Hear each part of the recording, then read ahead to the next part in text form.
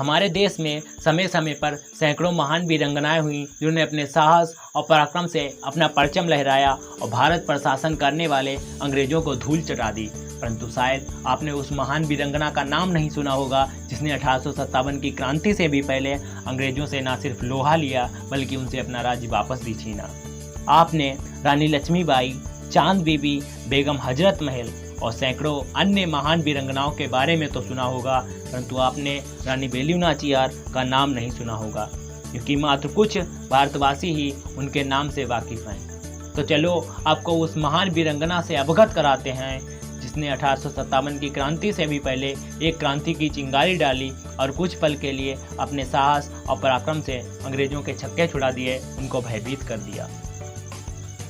रानी बेलू नाचियार का जन्म सन 1730 में रामनाथपुरम में हुआ था। इनके पिता राजा चेलामुत्तु सेतुपति थे।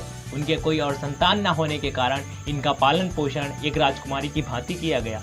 इनको सैकड़ों प्रकार के अस्त्रों और शस्त्रों की विद्याओं का ज्ञान प्रदान किया गया। अपनी प्रतिभा के दम पर वो छोटी सी उम्र में ही अस्त्रों और शस्त्रों की कला में पारंगत हो गईं। इन्होंने घुड़सवारी, तलवारबाजी, तीरंदाजी और मार्शल आर्ट की विधिवत शिक्षा ली और शीघ्र ही वो इन विधाओं में पारंगत हो गईं। अस्त्र शस्त्र के ज्ञान के अलावा इन्होंने फ्रेंच, इंग्लिश और उर्दू जैसी भाषाओं का ज्ञान भी प्राप्त किया। इनका विवाह शिवगंगा के राजा से हो गया। विवाह के कुछ वर्षों के पश्चात इनको एक पुत्री की प्राप्ति हुई। अंग्रेजों ने अमरकोट के एक नवाब से मिलकर उनके पति की हत्या कर दी और उनका राज्य हड़प लिया। इसलिए रानी बेलू नाचियार को अपनी पुत्री के साथ 8 वर्षों तक विरूपची नामक स्थान पर हैदर अली के आश्रय में छिपना पड़ा। इन वर्षों में वह भयभीत नहीं हुई और उन्होंने अपनी खुद की सेना का गठन किया और गोपाला नायकर एवं हैदर अली के साथ मिलकर अंग्रेजों के खिलाफ मोर्चा निकाला। सन 1780 में बेलू नाचियार ने न सिर्फ अंग्रेजों से लोहा लिया बल्कि उनको एक जबरदस्त शिकस्त भी दी। बेलू नाचियार ने इतिहास में पहली बार मानव बम बनाया और अंग्रेजों को तबाह किया। बेलू नाचियार को जब अंग्रेजों के बारूद के ठिकाने के बारे में पता चला तो उन्होंने अपनी एक विश्वास पात्र सेविका क्यूली को उसे नष्ट करने के लिए आदेश दिया। क्यूली भी बहुत ही बहादुर थी। उसकी पराक्रम की मिसाल हम इस प्रकार जान सकते हैं।